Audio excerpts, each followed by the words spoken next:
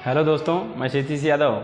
आप देख रहे हैं मेरे इस यूट्यूब चैनल सक्सेस मिरर पर। दोस्तों, जो सीरीज़ चलाया हूँ RO या बिहार टीचर भर्ती के लिए या उत्तर प्रदेश पुलिस के लिए, उसमें आपको मैं इकोनॉमिक का एक पार्ट पढ़ा चुका हूँ।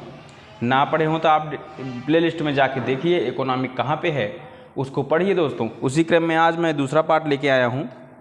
दूसरे पार्ट में दोस्तों मैं आपको यह बता देना चाह रहा हूँ, इकोनॉमिक कुछ शब्दावलियाँ ऐसी हैं जो हम शब्द समझ नहीं पाते ये क्या कह रहा है। आज उसी शब्दावलियों के बारे में जानेंगे दोस्तों।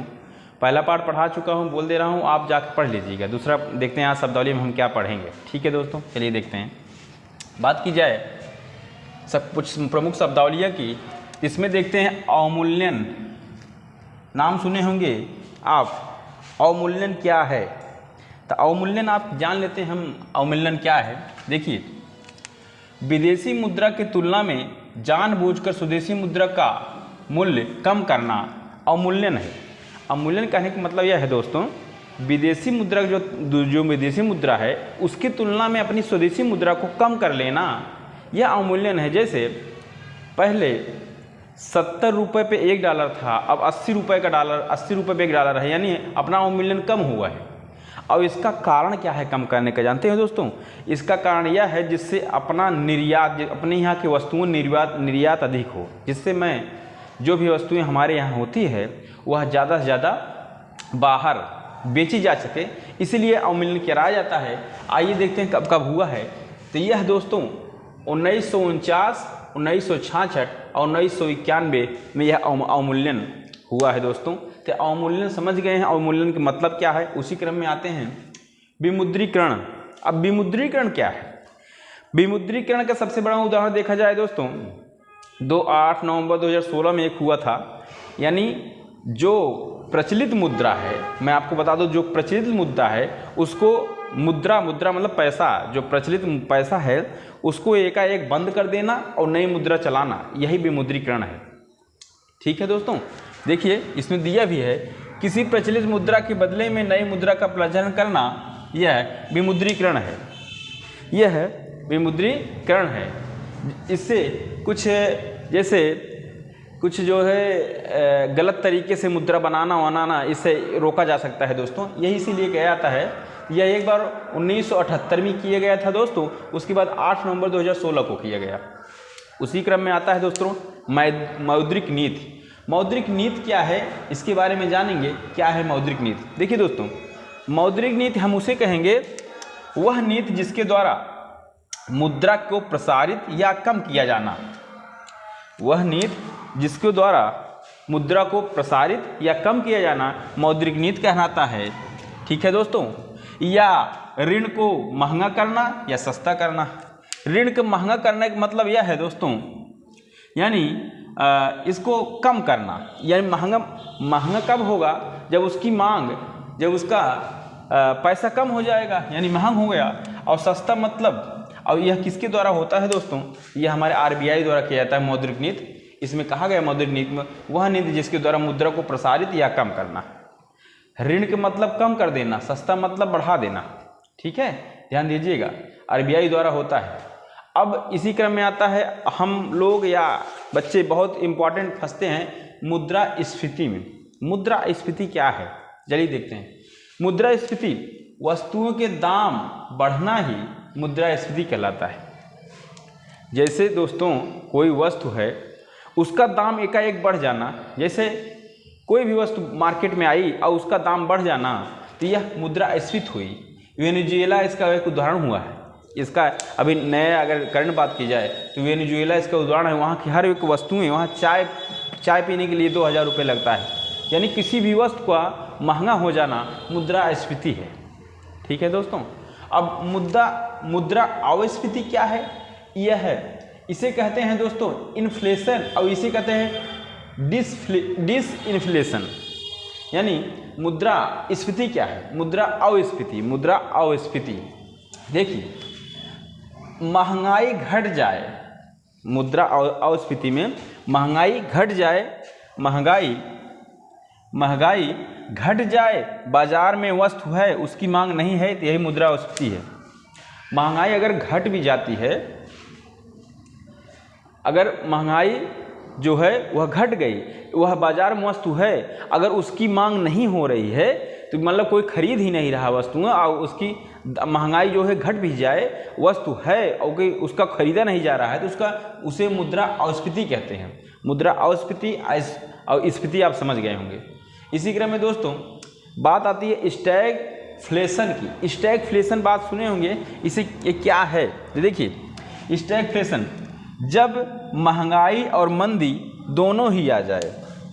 कहने का मतलब है स्टैगफ्लेशन जब महंगाई भी हो जाए और मंदी मतलब वस्तु बाजार में ना रहे और वह महंगी भी रहे, वस्तु बाजार में ना रहे और महंगी भी रहे तो उसे हम स्टैगफ्लेशन कहते हैं।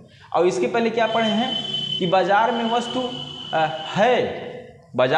है लेकिन उसकी महंगाई भी घट गई लेकिन मांग नहीं है, उसे मुद्रा अस्फीति कहेंगे। और उस मुद्रास्फीति में बताए हैं वस्तुओं के दाम बढ़ना ही मुद्रास्फीति है। कोई वस्तु है उसका दाम बढ़ाना अस्फीति, अब दाम घटाना है और बाजार में वस्तु है ना खरीदना अस्फीति है। और स्टैगफ्लेशन में जो कहा गया है जब महंगाई और मंदी दोनों हो जाए, यानी कोई वस्तु उस पर महंगा दाम बढ़ जाए और मंदी मतलब कोई खरीदे भी नहीं, इसे स्टैगफ्लेशन कहते हैं। इसे कहा जाए कि मुद्रास्फीति व मुद्रा अस्फीति जहाँ दोनों हो जाए, मुद्रास्फीति और स्फीति दोनों हो जाए उसे स्टैगफ्लेशन कहते हैं दोस्तों। इसी क्रम में बात करते हैं डिसइन्फ्लेशन यानी अस्फीति। डिसइन्फ्लेशन में क्या है दोस्तों?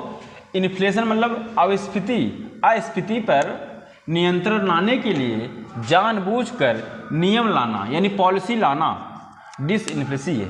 जैसे कहने का मतलब यह है दोस्तों कि डिसइन्फ्लेशन हुआ है अगर अस्फीति पर नियंत्रण लाने के लिए, अस्फीति पर नियंत्रण, मुद्रास्फीति पे नियंत्रण लाने के लिए जानबूझकर कोई पॉलिसी बनाना, कोई नियम बनाना, वही है इन्फ्लेशन, डिसइन्फ्लेशन कहते हैं। और रिफ्लेक्शन क्या है? रिफ्लेशन क्या है? रिफ्लेशन जानबूझकर मूल्य में वृद्धि कर मंदी पर नियंत्रण प्रयास करना। रिफ्लेशन क्या है? जानबूझकर दोस्तों, जानबूझकर मूल्य में वृद्धि करना, कोई वस्तु की मूल्य है उसमें वृद्धि कर देना जानबूझकर, और मंदी जो है, मंदी मतलब जो खरीद नहीं रहे हैं उस पर बढ़ा देंगे जिससे इस पर नियंत्रण लाया जा सके। ठीक है दोस्तों, यही प्रयास किया जाता है। निवेश क्या है? निवेश दोस्तों, निवेश जैसे हम पैसा कहीं पर निवेश करते हैं, किस लिए? लाभ के लिए। तो लाभ के उद्देश्य से पूंजी में निवेश करना हमारा निवेश कहलाता है। लाभ के लिए, लाभ के उद्देश्य से, किसी लाभ के उद्देश्य से हम पैसा कहीं निवेश करते हैं, उसी के निवेश करते हैं। और विनिवेश क्या है? विनिवेश यह है दोस्तों, निवेश की विपरीत है। निवेश की विपरीत है, कहीं पे हम पैसा निवेश किए थे लेकिन बाद में अपना पैसा वापस ले रहे हैं, उसी को विनिवेश कहते हैं। निवेश की विपरीत प्रक्रिया कारोबार में लगा पूंजी वापस निकालना। ठीक है दोस्तों। उसी क्रम में बात किया निजीकरण। निजीकरण आप जानते ही हैं, अर्थव्यवस्था में निजी भूमिका बढ़ावा देना। कोई भी अर्थव्यवस्था हो उसमें प्राइवेटाइजेशन करना यानी निजी का बढ़ावा देना, यह है निजीकरण है दोस्तों। और डंपिंग क्या है दोस्तों? डंपिंग बहुत ही इंपॉर्टेंट चीज़ है, यह क्वेश्चन बहुत पूछा जाता है। डंपिंग क्या है? डंपिंग जानिए, किसी देश द्वारा अपने यहाँ उत्पादित वस्तुओं को दूसरे देश में बेचना। किसी देश द्वारा अपने यहाँ उत्पादित वस्तुओं को दूसरे देश में सस्ती पे बेचना डंपिंग कहलाता है। सस्ते पे बेचना दोस्तों, ठीक है। डंपिंग क्या है? किसी देश द्वारा अपने यहाँ उत्पादित वस्तुओं को दूसरे देश में सस्ता बेचना। यहाँ पे सस्ता यानी महंगा नहीं दोस्तों, सस्ता बेचना डंपिंग कहलाता है। इंपॉर्टेंट दो चीज़ आ गई है, उदारीकरण और वैश्वीकरण। उदारीकरण क्या है दोस्तों? देखिए, उदारीकरण सरकारी क्षेत्र को कम करना, निजी क्षेत्र को बढ़ावा देना, यह उदारीकरण। उदारीकरण की बात की जाए, जैसे कोई वस्तु आती है जाती है तो उस पर कोई कर लगाया जाता है कि इतना % हमें देना, ये सब हटाना ही उदारीकरण है। और ये सब हटाने का कारण यह है जिससे आयात निर्यात बढ़ जाए, आयात निर्यात बढ़ जाए।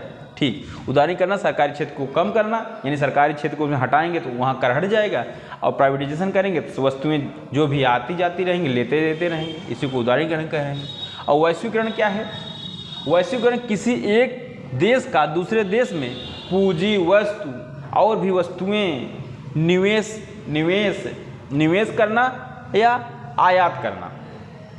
ठीक है, वैश्वीकरण है क्या है, किसी एक देश का दूसरे देश में पूंजी वस्तु निवेश करना मतलब देना, और आयात करना। अपनी सब जितनी भी बाजारी वस्तुएं हैं आदान प्रदान की जाती हैं, सब उसमें निवेश करना और लेना, यह वैश्वीकरण कहलाती है बिना कर के दोस्तों। ठीक है, यह 1991 की नीति द्वारा लागू की गई थी दोस्तों, 1991 उदारीकरण नीति से दोस्तों। तो ये हमारे इकोनॉमिक्स कुछ ऐसे शब्दावली हैं दोस्तों जिसको हम जानते हैं, बहुत आसान है, लेकिन समझ नहीं पाते हैं क्या है मुद्रास्फीति, मौद्रिक नीति, विमुद्रीकरण, अवमूल्यन, या उदारीकरण, वैश्वीकरण। आपको मैं इसी आसान भाषा में समझाने की कोशिश किया हूं दोस्तों। अच्छा लगा हो तो लाइक शेयर सब्सक्राइब जरूर करिए दोस्तों। धन्यवाद। आप फीडबैक नहीं देते, धन्यवाद दोस्तों।